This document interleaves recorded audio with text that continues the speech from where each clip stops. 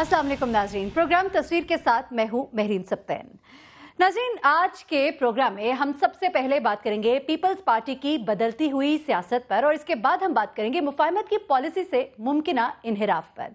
जी हाँ, इसके बाद वज़ीर-ए-आज़म नवाज शरीफ का आज का दौरा कराची और रेंजर्स इख्तियारात पर सिंध और विफाक के तनाज़े के मामले पर मुकम्मल अदम दिलचस्पी का इजहार हमारे प्रोग्राम का अहम मौजू है। और सबसे आखिर में हम जरूर बात करेंगे आर्मी चीफ के दौरे अफगानिस्तान के दौरान अफगान क़यादत से होने वाली अहम मुलाकातों पर, अफगान तालिबान से मुज़ाकराती अमल को आगे बढ़ाने पर जो इत्तेफाक से मुताल्लिक जो स्टैंड लिया गया उस पर हम बात करेंगे। पीपल्स पार्टी की मुफाहमत की पॉलिसी से दस्तबरदारी और नवाजगी के साथ जारहाना रवैये की सियासत पर भी हम बात करेंगे। हमारे स्टूडियोज में हमारे मौजूद गेस्ट भी हमारे साथ होंगे। आपको ये बताते चलें कि स्टूडियोज में हमारे साथ कौन मौजूद होंगे, लेकिन उससे पहले रिपोर्ट दिखाना चाहेंगे। हमारे साथ आज के प्रोग्राम में कमरजवान कायरा साहब होंगे, साथ ही साथ हमारे साथ मौजूद होंगे मुस्लिम लीग नून के रहनुमा राना सनाउल्लाह, जो कि इस अहम मौजू पर गुफ्तगू करेंगे। लेकिन बिलावल भुट्टो जरदारी की तकरीर के बाद जो बहुत अहम सवालात इस वक्त उठ रहे, इस पर हम आपको एक रिपोर्ट दिखाना चाहते हैं। पहले ये देखिए, फिर हम प्रोग्राम का बाकायदा आगाज करते हैं। ये वो असल नेशनल एक्शन प्लान नहीं, बल्कि नून लीग एक्शन प्लान। मैं मुतालबा करता हूं कि नेशनल एक्शन प्लान को ओवरसी करने के लिए पार्लियामेंट्री नेशनल सिक्योरिटी कमेटी बनाया जाए। मोहतरमा बेनजीर भुट्टो की 8वीं बरसी पर गड़ी खुदा बख्श में खिताब के दौरान बिलावल भुट्टो जरदारी ने विफाकी हुकूमत को शदीद तनकीद का निशाना बनाया। उनके तंदो तेज जुमलों में गुज़िश्ता एक माह के दौरान रेंजर्स इख्तियारात के मामले पर सिंध और विफाक में जारी तनाज़े की झलक साफ दिखाई दे रही थी। बिलावल की तकरीर से ये सवाल भी उठ रहा है कि क्या उन्होंने तकरीर में नेशनल एक्शन प्लान को मुतनाज़ बनाकर विफाकी हुकूमत के साथ साथ दीगर मुक़्तदिर इदारों को भी मुखातिब किया है। पीपल्स पार्टी की विफाकी हुकूमत के साथ इस गर्मा गर्मी पर यह सवाल भी सामने आ रहा है कि क्या तहरीक इंसाफ की सियासी पोजीशन से खतरा महसूस करते हुए खुद को मुल्क की हकीकी अपोजिशन जमात साबित करने के लिए ये ड्रामा रचाया जा रहा है। आने वाले दिनों में सिंध और विफाक में मौजूद कशीदगी के हवाले से ये बात भी बहुत अहम है कि क्या वजीर आज़म खुद मुदाखलत करते हुए रेंजर्स इख्तियारात के मामले पर पीपल्स पार्टी को कायल कर सकेंगे और ये तनाज़ा अफहाम तफहीम से हल हो जाएगा। पीपल्स पार्टी के बदलते हुए तेवर देखकर ये तासुर भी पैदा हो रहा है कि क्या पीपल्स पार्टी मुफाहमत की सियासत छोड़कर विफाकी हुकूमत के साथ मुहाज़ाराई पर उतर आएगी। दोनों जमातों के दरमियान बढ़ती हुई कशीदगी से जहनों में ये सवाल भी उठ रहा है कि क्या पीपल्स पार्टी और नून लीग चार्टर ऑफ डेमोक्रेसी से इनहराफ करते हुए 90 की दिहाई की सियासत फिर से शुरू कर देंगे। इख्तियारात की कशमकश को मद्देनजर रखते हुए ये सवाल भी सामने आ रहा है कि क्या वफाक और सिंध में इख्तियारात का तनाज़ा हल न होने की सूरत में सिंध में गवर्नर राज नाफिज हो सकता है। जी हाँ, क्या ये मामला फाहम तफहीम से हल हो जाएगा? क्या 90 की दिहाई की सियासत दोबारा से शुरू हो जाएगी? मोहतरमा बेनजीर भुट्टो की इस 8वीं बरसी पर बिलावल भुट्टो समेत जब पीपल्स पार्टी के रहनुमाओं ने जारहाना तकरीर की तो पीपल्स पार्टी के बदलते हुए सियासी तेवर जो है वो सामने आना शुरू हो गए। पीपल्स पार्टी और वफाकी हुकूमत के दरमियान ये बढ़ती हुई कशीदगी सियासी दर्ज हरारत में मुसलसल इजाफा कर रही है और अब ये तासुर उभर कर सामने आना शुरू हो गया है कि पीपल्स पार्टी मुफाहमत की सियासत से दस्तबरदार होते हुए नवाज लीग के सामने खुलकर आने का फैसला कर चुकी है। दोनों सियासी जमातों के दरमियान बढ़ती हुई ये महाजराई हम आपको बताएं कि पीपल्स पार्टी की कमजोर होती हुई बुनियादों को सहारा दे सकेगी या फिर मुल्क को किसी सियासी बहरान का शिकार कर देगी। इस पर हमने बात करनी है। हम यहाँ पर एक ब्रेक लेंगे और अपने मेहमानों से फिर गुफ्तगू का आगाज करेंगे। हमारे साथ रहिए।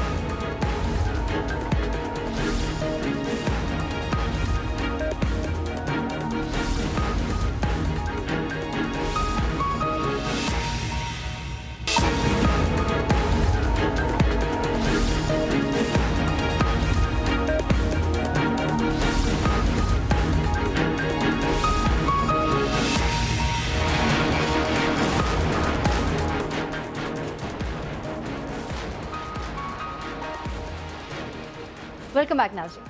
बेनज़ीर भुट्टो शहीद साहिबा की 8वीं बरसी पर बिलावल भुट्टो जरदारी ने एक तकरीर की और उस तकरीर के बाद सबकी नजरें बदलती हुई सियासत की तरफ लग गई। वफाक और सिंध के दरमियान ताल्लुकात जिस पर पहले बहुत से सवालात उठाए जा रहे थे, उनकी तरफ सब लोगों की इस वक्त निगाहें हैं। बहुत सी बातें की जा रही है। हम भी जानना चाहते हैं कि असल वाक़या, असल किस्सा क्या है। हमारे साथ इस वक्त मौजूद होंगे कमरज़मान कायरा साहब पाकिस्तान पीपल्स पार्टी से, और हमें राना सनाउल्लाह साहब ने ज्वाइन करना था, इस वक्त किसी वजह से वो नहीं पहुँच सके, लेकिन हमारे साथ मुस्लिम लीग नून से दानियाल अजीज़ साहब होंगे और हम नून लीग का भी ज़रूर मौक़िफ़ इस बारे में जानना चाहेंगे।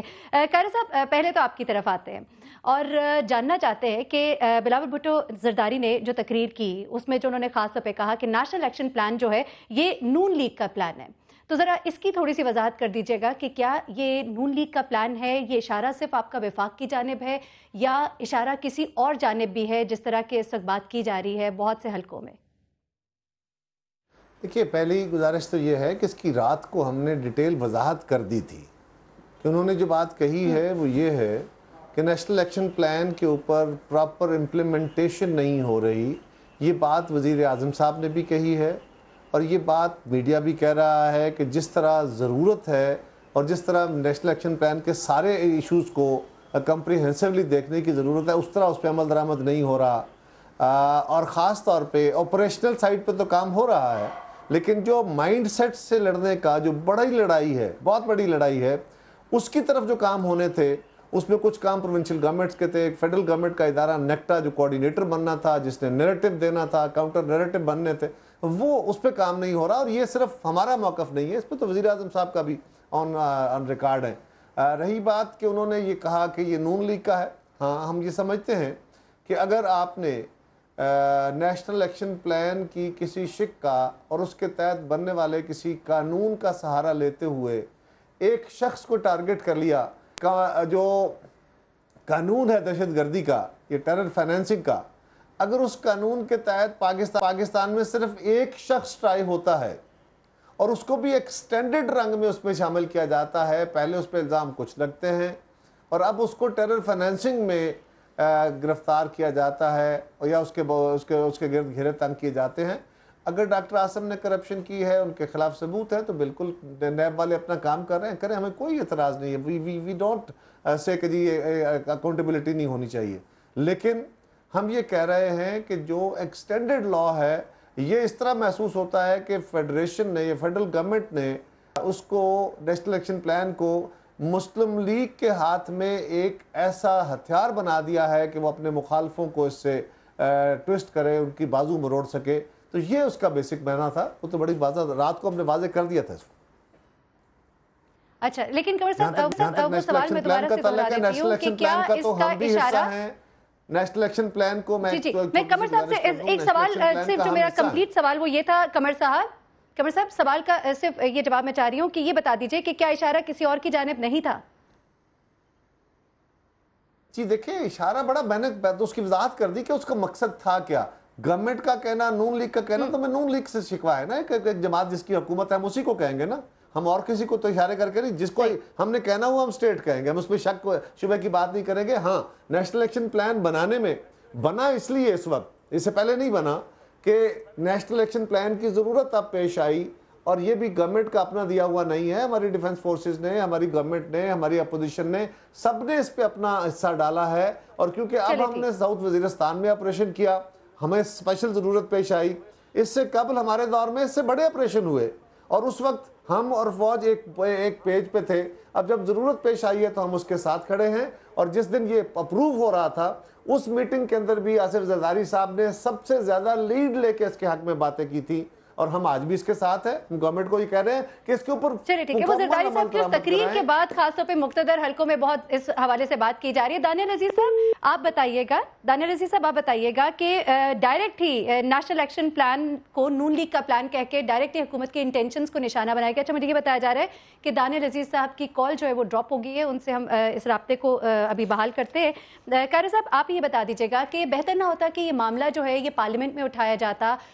कल जिस तरह से तकरीर हुई और उसके बाद जिस तरह से कशीदगी बढ़ी और उस कशीदगी के असर भी देखे जब मियां नवाज शरीफ साहब कराची आए और जिस तरह से उन्होंने तकरीर की और उन्होंने बहुत तारीफ़ें की रेंजर्स की, पुलिस की, लेकिन उसमें से हमने देखा कि कायम अली शाह साहब जो है वो मिसिंग थे। तो शायद उसी तकरीर का ये असर था। बेहतर ना होता कि इसे पार्लियामेंट में उठा लिया जाता? دیکھیے آپ کو اپنا نقطہ نظر دینے کے لیے آپ کا جو ایڈریس ہوتا ہے وہ بہت سارے فوکس لوگ ہوتے ہیں. آپ اپنے کارکنوں کو بھی فوکس کر رہے ہوتے ہیں, آپ اپنی کنسٹیچوئنسیز کو بھی فوکس کر رہے ہوتے ہیں, آپ پاکستانی قوم کو بھی کر رہے ہوتے ہیں. انفارچونیٹلی اسمبلی کے اندر وزیر اعظم صاحب تشریف نہیں لاتے, ان کے وزراء نہیں آتے. پہلے ہی لیڈر آف دا اپوزیشن اور ساری اپوزیشن کی جماعتیں چیخ رہی ہوتی ہیں کہ ہماری بات سننے والا کوئی نہیں ہوتا. تو اسمبلی میں خالی کرسیوں سے باتیں تو نہیں کرنی ہوتی.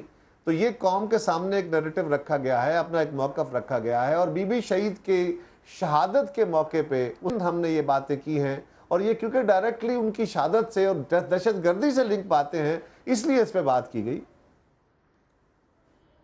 صحیح. اچھا قمر زمان صاحب ہمارے ساتھ اس وقت دانیال عزیز صاحب موجود ہیں, ان سے بھی ذرا بات کرتے ہیں. دانیال صاحب, نیشنل ایکشن پلان کی جو ہم بات کر رہے ہیں, ڈائریکٹ ہی کہہ دیا بلاول بھٹو زرداری صاحب نے کہ یہ نون لیگ کا پلان ہے, حکومت کی انٹینشنز کو ڈائریکٹ ہی نشانہ بنا لیا. آپ اس پر اپنا کوئی نقطہ نظر دینا چاہیں گے؟ جی, اس میں سمجھتا ہوں کہ سب سے پہلے تو پاکستان مسلم لیگ نون کی فیڈریشن کی جو گورنمنٹ ہے وہ مکمل طور پر صوبائی خود مختاری کا احترام کرتی ہے, اور پیپلز پارٹی کا جو سندھ میں مینڈیٹ ہے اس کا بھی مکمل طور پر احترام کرتی ہے. اور یہ جو نیشنل ایکشن پلان ہے یہ رزلٹ تھا آل پارٹیز کانفرنس کا, جس میں سب نے اگری کیا تھا کہ اس طرح سے ہم نے آگے چلنا ہے. فیڈرل گورنمنٹ کا یہ موقف ہے کہ اگر اس میں کوئی ہچکچاہٹ ہے, یقیناً جو ایم کیو ایم کے حوالے سے آئی اس میں بھی ایک کمیٹی قائم کر دی گئی, اور ان کی جو تحفظات تھے, ان کو شکایات تھی تجاوز کے, ان کو بہتر کرنے کے لیے ایک پروسیس کیا گیا. اسی طرح سے یقیناً پاکستان پیپلز پارٹی کے حوالے سے بھی جو شکایت کا اظہار کر رہے ہیں ملک خیرہ صاحب کے, یہ شخص واحد کے لیے اگر یہ قانون استعمال ہے, یہ احساس نہیں پیدا ہونا چاہیے. اور یقیناً اگر اس میں کوئی کفاہت ہے تو فیڈرل گورنمنٹ بالکل تیار ہے لیکن اس کا ازالہ کرنے کے لیے, لیکن اس پورے پروسیس کو تو میرے خیال میں پیپلز پارٹی بھی مانتی ہے کہ اس کا مطلب یہ ہرگز نہیں ہے کہ اس کو رد کیا جائے. اس میں یقیناً وزیر اعظم صاحب گئے تھے کراچی, اور معاملات مجھے یقین ہے کہ ایک بہتر سمت میں چلیں گے آئندہ. جی.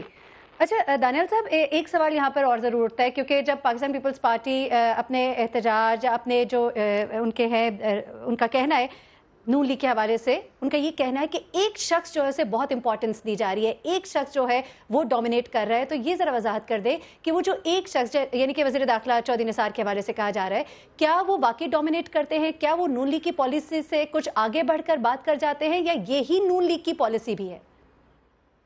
جی, اس میں صرف اتنا عرض کرنا چاہوں گا کہ جب فیڈرل گورنمنٹ کوئی بھی چیز ان رائٹنگ کرتی ہے تو ظاہری بات ہے اس میں مختلف انفلوئنسز بھی ہوں گے, لیکن وہ جو ایک حتمی رائے ہے وہ تو سامنے آ چکی ہے. اب اس میں یہ ہے کہ جو کیا جا رہا ہے یہ 7 دن کا, یہ دسمبر کی 6 تاریخ تک سے ہوا ہے, لیکن یہ بھی ساتھ ساتھ ہے کہ جو جون کی 15 تاریخ ہے 2016, وہ ان اسپیشل معاملات کے جو طے کیے گئے تھے آل پارٹیز کانفرنس کے حوالے سے وہ مکمل کو بھی ہونے کو جا رہے ہیں. اس کا مطلب یہ کہ جو 60 دن کی توسیع کی ہے فیڈرل گورنمنٹ نے, اس میں انہوں نے وہ گنجائش جو ہے موجود رکھی ہے کہ اگر اس میں بات چیت کرنے کی ضرورت ہے یا ان معاملات کو اثر نو دیکھنے کی ضرورت ہے, تو وہ بھی ظاہری بات ہے اگر کوئی ایسی معنی خیز بات ہے تو اس میں تو پیپلز پارٹی بھی متفق ہے کہ اس کو آگے چلنا چاہیے. جو تحفظات ہیں وہ ایک علیحدہ معاملہ ہے, لیکن اس میں میرے خیال سے جو چونکہ یہ جون 15 کو یہ سارے اسپیشل پروویژنز جو رینجرز کو اختیارات دی گئی ہیں, جو امینڈمنٹ ہوئی ہے 15 جون 2014 کو, وہ 2 سال کی میعاد کے لیے تھی, تو ویسے ہی مکمل ہونے جا رہی ہے.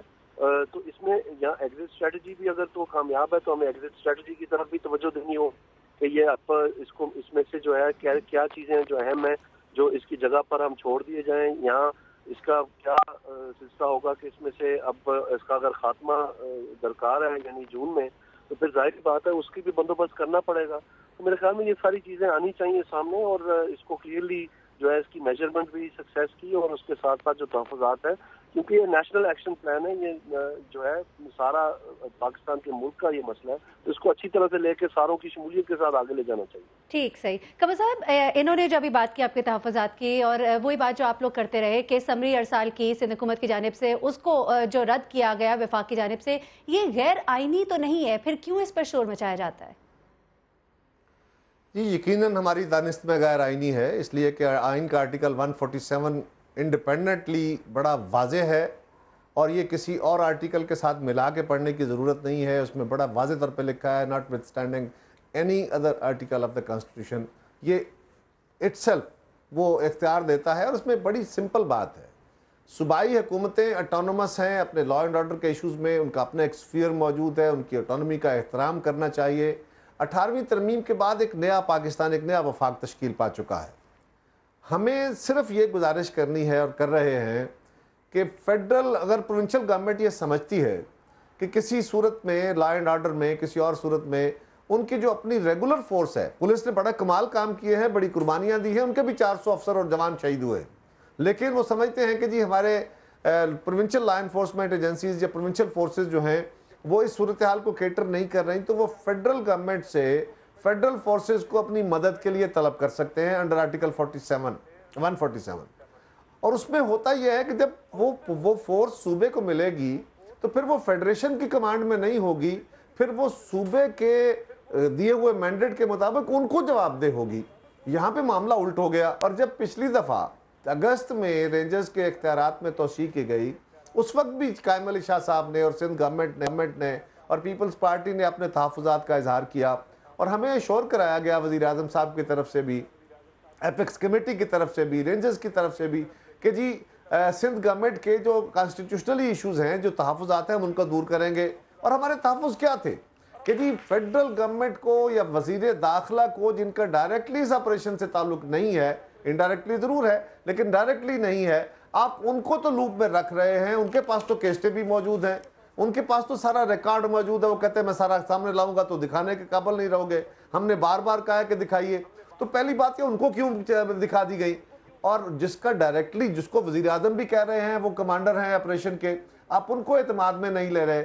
تو آرٹیکل 140 کے تحت جب صوبے نے ایک فورس ڈیمانڈ کی, طلب کی, تو اس میں لکھا ہے کہ آپ اس کو کنڈیشنلی یا انکنڈیشنلی اختیار دے سکتے ہیں.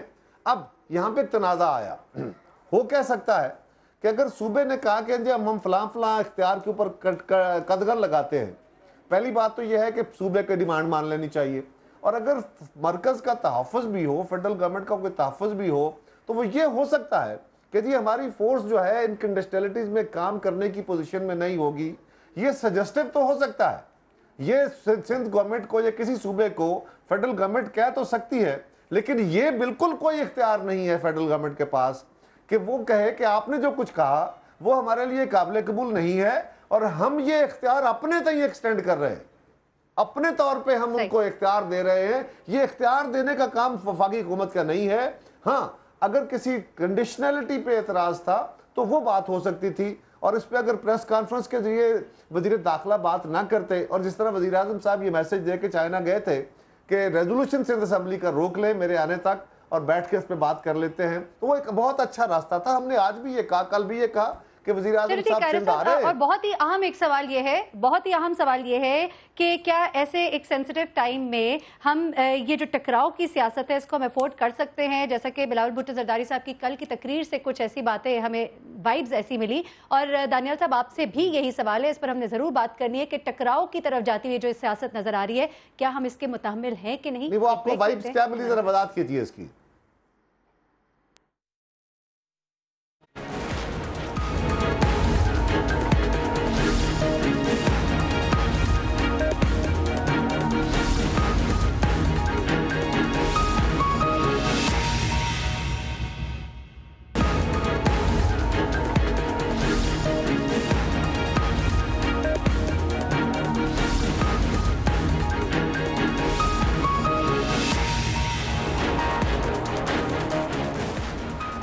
ویلکم بیک ناظرین. اس وقت ہم بات کر رہے ہیں بلاول بھٹو زرداری, ان کی تقریر اور اس میں سے کیا باتیں نکالی جا سکتی ہیں, اس وقت کیا باتیں کی جا رہی ہیں مختلف حلقوں میں, اس پہ ہم بات کریں. اس وقت ہمارے ساتھ قمر زمان قاہرہ صاحب موجود ہیں اور دانیال عزیز صاحب بھی ہمارے ساتھ موجود ہیں. قمر صاحب, ہم نے جانے سے پہلے بریک پر ایک بات کی تھی کہ ٹکراؤ کی سیاست جو ہے وہ نظر آتی ہے, اور آپ اس وقت مجھ سے شاید پوچھ رہے تھے جب ہم بریک پر چلے گئے کہ کیا وائبز آپ کو ملتی ہیں. تو جس طرح کی انہوں نے باتیں کی, جب انہوں نے کہا کہ دمادم مست کلندر ہوگا, اور جس طرح کا ان کا ایک جارحانہ رویہ تھا, ظاہر کیونکہ خائف ہے بہت سندھ حکومت جو ہے اس وفاق کے رویے سے, تو ٹکراؤ کی اگر سیاست ہونے کو جاتی ہے تو پھر کیا ہوگا, کیا ہم متحمل ہیں اس کے؟ اور دانیال صاحب آپ سے بھی میرا یہی سوال ہے. جی قاہرہ صاحب آپ سے پہلے سوال کیا ہے. कैरे साहब आपसे मेरा मौक़िफ़ इस पे बड़ा सिंपल है जी कि हम किसी तरह के टकराव को बिल्कुल पसंद नहीं करते। हमने वो टकराव वाली पॉलिटिक्स अपने तईं दफन कर दी है।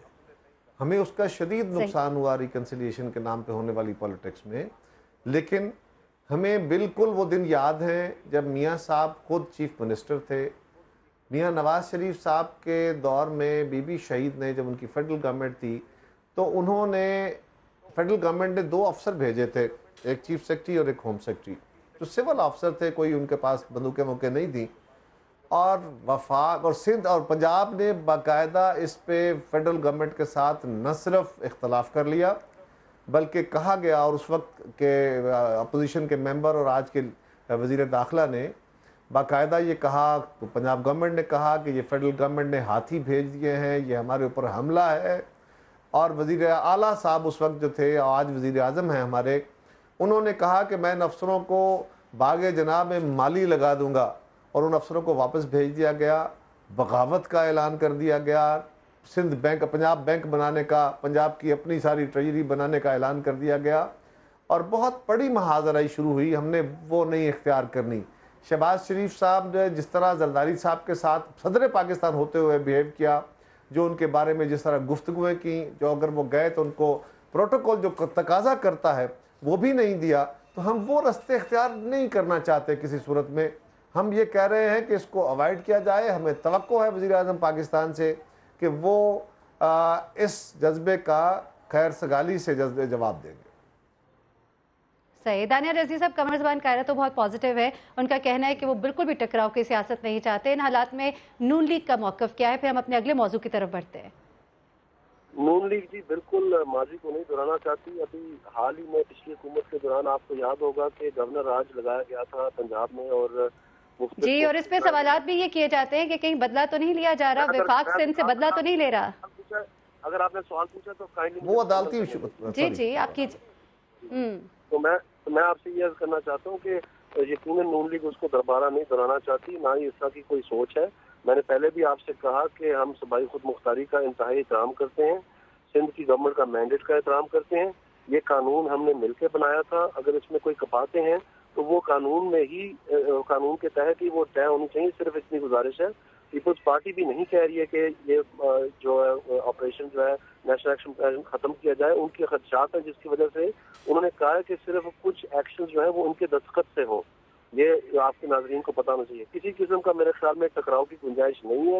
आज मैं समझता हूँ वज़ीर आज़म साहब का वहाँ जाना और चीफ मिनिस्टर सिंध का एयरपोर्ट पे आना, ये बजाते खुद एक बहुत बड़ा मैसेज है, और यकीनन इन मामलात को बैठ के तय किया जा सकता है। चलिए ठीक। अच्छा दानिया रज़ी साहब, आपने कहा कि चीफ मिनिस्टर साहब का एयरपोर्ट पर आना, वज़ीर आज़म साहब का वहाँ जाना, ये उसी सिलसिले की एक कड़ी है। यही हमारा अगला मौजू भी है, क्योंकि रेंजर्स इंतखाबात के हवाले से जो सिंध वफाक के तनाज़े पर जो अभी ये कशमकश जारी थी, इसके हल की ये आखिरी उम्मीद थी वज़ीर आज़म नवाज शरीफ साहब की ये जो यहाँ पर आना था, और जिसके हवाले से कहा जा रहा था कि उनकी मुलाकातें भी होंगी कामिल अली शाह साहब से। तो आप ही से इस सवाल का आगाज़ करूँगी कि ये मुलाकात हुई क्यों नहीं?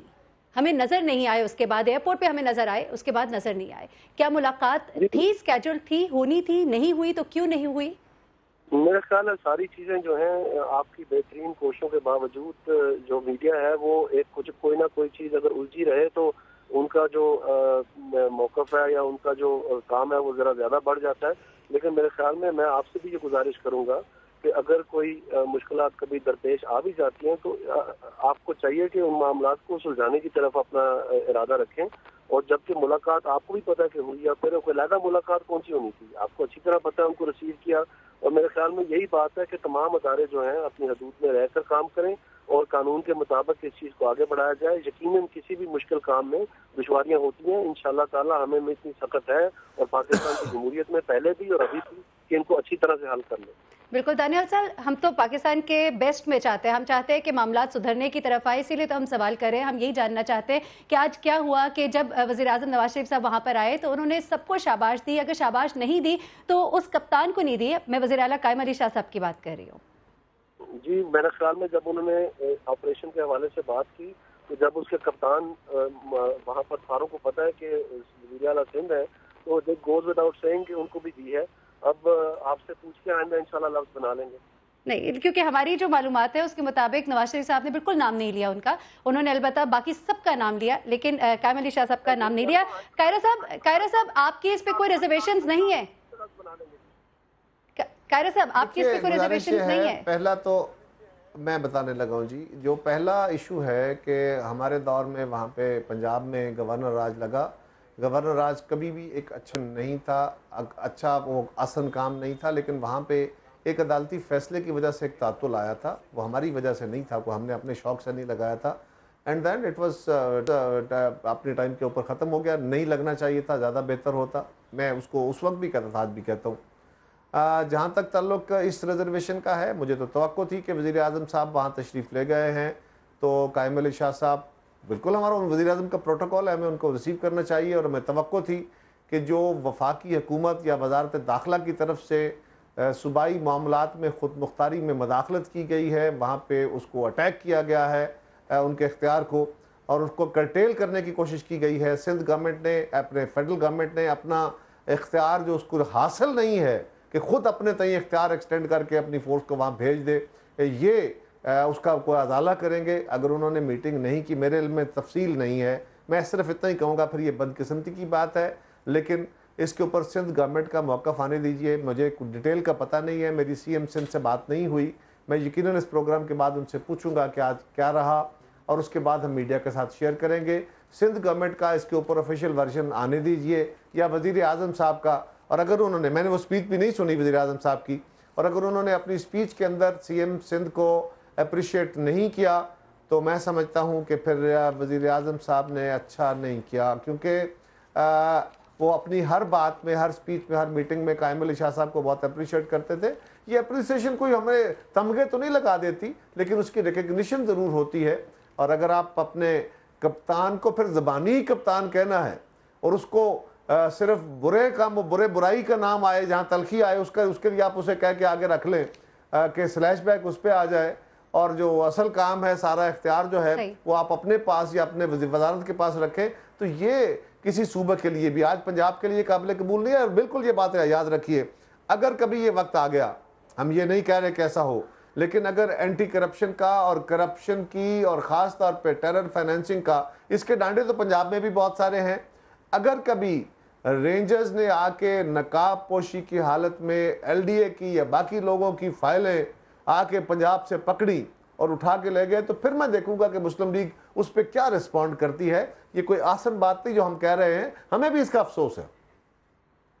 چلے ٹھیک ہے، قمر زمان قاہرہ صاحب، آپ کے موقف بھی سامنے آ گیا، سندھ کی ریزرویشنز ہیں، پاکستان پیپلز پارٹی کی اس پر ضرور ریزرویشن ہے کہ کیوں نہیں کپتان کا نام لیا گیا۔ یہ نیشنل ایکشن پلان جو ہے یہ نون لیگ کا پلان ہے، یہ میڈیا کی ریزرویشنز نہیں ہے، یہ پاکستان پیپلز پارٹی کی، یہ سندھ حکومت کی ریزرویشنز ہیں۔ قمر زمان قاہرہ صاحب، آپ کا بہت شکریہ، دانیال عزیز صاحب بہت شکریہ، اس اہم موضوع پہ، اس اہم ایشو پر آپ یہاں پر آئے، اور بہت سے سوالات جو بہت سے لوگوں کے ذہنوں میں ان کا آپ نے جواب دیا۔ ناظرین، army chief general Raheel Sharif نے افغانستان کا دورہ کیا، اور اس کے دوران انہوں نے افغان قیادت سے انتہائی اہم ملاقاتیں کی ہیں، اور ان ملاقاتوں میں طالبان سے امن مذاکراتی عمل آگے بڑھانے کے لیے جنوری کا ٹائم دیا گیا ہے۔ پاکستان، افغانستان، چین اور امریکہ، یہ ہے 4 فریقی وہ ممالک جو اس اجلاس پر متفق ہوں گے۔ یہاں پر یہ اتفاق ہوا ہے کہ یہ اجلاس پہ بیٹھیں گے۔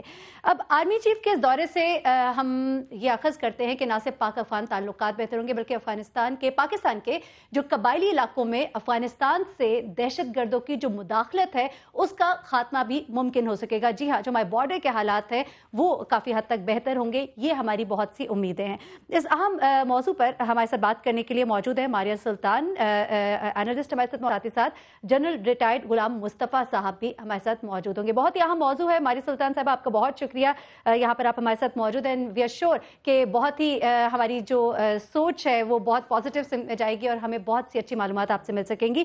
سب ٹھیک چل رہا ہوتا ہے، دکھائی ایسے دیتا ہے، لیکن ایک دم سے کچھ ایسا ہو جاتا ہے کہ ہم دوبارہ سے بیک فٹ پہ چلے جاتے ہیں، اور دوبارہ پہلے والے تعلقات ہو جاتے ہیں۔ تو یہ جو ابھی اس وقت سچویشن ہے، جیسا جنرل راحیل شریف صاحب گئے وہاں پر، اور یہ جو اس وقت سچویشن سامنے کریٹ ہو رہی ہے، یہ کس طرح سے ان تمام ملاقاتوں سے، ان تمام معاملات سے ڈفرینٹ ہوگی کہ واقعتاً کچھ پازیٹیو سامنے آئے گا؟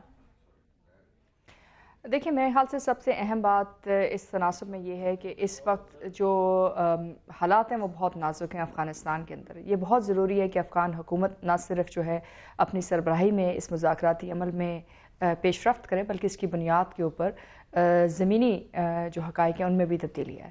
کیونکہ جب تک افغان حکومت جو ہے اس کے اندر اپنی سربراہی میں یہ مذاکراتی عمل آگے نہیں لے کے جاتی تب تک جو تناسب تھا جو جیسے کہ پہلے تھا کہ یعنی کیا مذاکرات کے ذریعے افغانستان کے اندر امن آئے گا یا جنگی بنیادوں کے اوپر.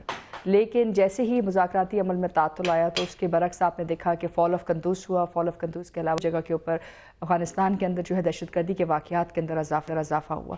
کیونکہ ظاہر سی بات ہے کہ جو وارنگ فیکشنز تھے وہ ان کا اولین مقصد یہی تھا جو وہ سمجھ سکے کہ جی شاید جنگی بنیادوں کے اوپر جیسے جیسے پسپائی کھا رہے ہیں نیٹو افواج اور علاوہ جو افغان حکومت کے اندر بھی جو مختلف جو چپکلش چل رہی تھی اس کی بنیاد کے اوپر جہاں جہاں ویکنس نظر آئی وہاں آپ کو جنگی مارکا آرائی جو ہے نظر آئی. اگر اس بنیاد کے اوپر افغانستان میں تبدیلی آتی ہے تو یقینی طور کے اوپر آئندہ دہائی جو ہے افغانستان کی وہ خانہ جنگی کی نظر ہو جاتی. اس لیے یہ دورہ اہم اس لیے ہے کہ آپ نے افغان حکومت پر بھی یہ بات باور کرانے کی کوشش کی ہے کہ جو 4 فریقی مذاکراتی عمل ہے اس کے اندر سب سے زیادہ جو فائدہ ہے وہ جہاں علاقائی طاقتوں پاکستان چین یا ایران یا روس کو جہاں تک بھی ہوگا لیکن سب سے اہم فائدہ جو ہے یہ سب سے زیادہ فائدہ جو افغان حکومت کو ہوگا اور افغان عوام کو ہوگا. اور یہ ضروری ہے کہ آپ مذاکراتی عمل کو پذیرائی دیں بنسبت اس کے کہ آپ جنگی بنیادوں کے اوپر یا آن ملٹری بیٹل جو ہے افغانستان کا حل ڈھونڈیں. اور اس کے علاوہ میرے خیال سے جو دوسری جو اہم بات یہ ہے کہ افغان حکومت کا مسئلہ یہ تھا کہ جہاں افغان حکومت جو ہے افغانستان کے ساتھ اور افغان جو مختلف طالبان گروہ ہیں ان کے ساتھ بات چیت تو کرنا چاہ رہی تھی لیکن ان کے ساتھ طاقت جو ہے شیئر نہیں کرنا چاہ رہی تھی. تو جب تک آپ یہ نہیں کرتے تب تک یقینی بات ہے کہ کوئی فیصلہ کن لمحہ نہیں آتا جہاں آپ یہ کہہ سکتے ہیں کہ امن جو ہے یہ اس کی بیس بن سکتی ہے. اور اس وقت پاکستان نے جو اہم بات وہ یہ کی کہ پاکستان ایک اہم کردار ضرور ادا کر سکتا ہے. اور یہ جو افغان حکومت کی طرف سے کہا جاتا ہے بارہا کہا جاتا ہے کہ ہر مصیبت جو افغانستان میں آئی ہے وہ صرف پاکستان کی وجہ سے آئی ہے, یہ غلط ہے. کیونکہ جب تک کہ وہ اپنی جو غلطیاں ہیں ان کی ذمہ داری نہیں اٹھاتے اور جب تک کہ وہ اس بات پر آمادہ نہیں ہوتے کہ جو حل ہے افغانستان میں اور پرامن حل ہے اس کا طریقہ کار مذاکرات کے ذریعے تب تک کچھ چیز بھی پازیٹیو نہیں ہو سکتی. تو میرے خیال سے فال آف قندوز اور اس کے علاوہ جو ڈفرینٹ انسیڈنسز ہوئے ہیں اس سے اور جو سیکیورٹی بریچز ہوئی ہیں افغانستان کے اندر یہ چیز واضح ہوگی ہے کہ بہت ضروری ہے کہ آپ اس وقت اسٹیک ہولڈرز کے ساتھ رہیں جو اس وقت ایک ریلیٹیو اسٹرینتھ کے اندر ہے, چاہے وہ امریکہ ہے, چاہے پاکستان ہے, چاہے چین ہے. لیکن اگر کچھ عرصے تک یہ نہیں ہوئے گا تو ظاہر سی بات ہے پاکستان کے لیے پاکستان کی ترجیح پاکستان ہوگی. آپ اپنے علاقے کو محفوظ کریں گے, آپ افغانستان کے ساتھ صرف اس وقت تک آگے چلیں گے جتنا آپ کے لیے ممکن ہے.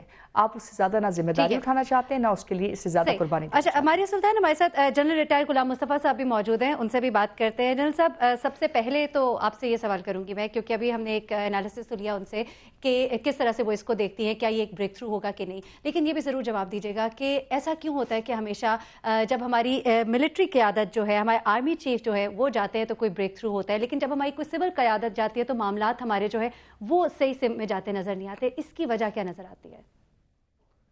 دیکھیے بہت سی وجوہات تو ظاہر اس میں ہیں کہ چونکہ یہ سیکیورٹی ایشوز ہیں تو اس میں لیڈ رول تو آرمی کا ہے اور انٹیلیجنس سروسز کا ہے ہمارے کا, اس لیے اس میں آرمی چیف لیڈ لیتے ہیں اور ہمیشہ بہتر کام چلتا ہے. دوسرا ایشو یہ ہے کہ شاید ابھی تک بھی ہماری جو سویلین قیادت ہے وہ افغانستان کے مسئلے کو صحیح طریقے سے یا سمجھ نہیں پائی یا اس کو ڈیل کرنے کے لیے ان کی سوچ میں تھوڑا سا شاید ان کا اور آرمی چیف میں فرق ہو سارا. میں یہ سمجھتا ہوں کہ افغانستان کی بدقسمتی یہ ہے کہ اس میں پراکسیز سب کی ہیں, پاکستان کی بھی ہوں گی, انڈیا کی بھی ہیں, ایران کی بھی ہیں, روس کی بھی ہیں اور امریکہ کی بھی ہیں. یہ جب سے یہ کہ اخوان لیڈ اخوان اونڈ سلوشن کی ہم بات کرتے ہیں تو یہ مسئلہ یہاں پہ پیدا ہوتا ہے کیونکہ جن لوگوں کا میں نام لیا, جن ملکوں کا, ان کا بہت بڑے انٹرسٹ ہے یہاں پہ. افغانستان کی بدقسمتی یہ ہے کہ یہ راہ گزر کے طور پر اور ایک چراگاہ کے طور پر سب کے لیے بہت اٹریکٹیو ہے. اس لیے ایک فریق کو اگر میدان میں مان کے آتا ہے دوسرا فریق پھر اس میں مسائل ہمارے کھڑے کرتا ہے.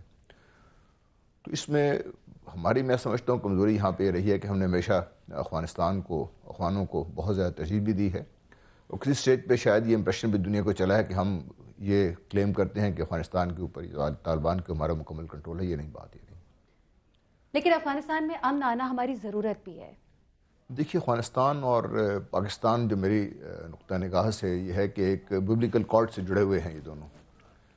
ایک کے بغیر دوسرے میں امن ممکن نہیں ہے. بالکل. اور ایک سیفرون بریگیڈ نے بدقسمتی سے یہ تاثر پھیلایا ہوا ہے کہ پاکستان ہمیشہ افغانستان کو اپنا بیک یارڈ سمجھتا ہے. یہ بالکل تاثر غلط ہے. تاریخی طور پر یہ انتہائی غلط سوچ ہے ہماری. جو بھی اس کو ڈیولپ کر رہا ہے وہ غلط کرتے ہیں. ہمیشہ پاکستان نے افغانستان کے بیک یارڈ کے طور پہ کام کیا ہے اور افغانستان کو سپورٹ کیا ہے.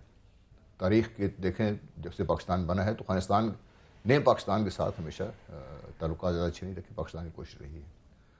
تو یہ تو ہے کہ جغرافیائی طور پر, معاشرتی طور پر, معاشی طور پر ہم ایک دوسرے سے لنکڈ ہیں. ہمارے پاس گزارا نہیں ایک دوسرے کے بغیر. اس لیے افغانستان کا امن پاکستان سے جڑا ہوا ہے اور پاکستان کا امن افغانستان سے جڑا ہوا ہے.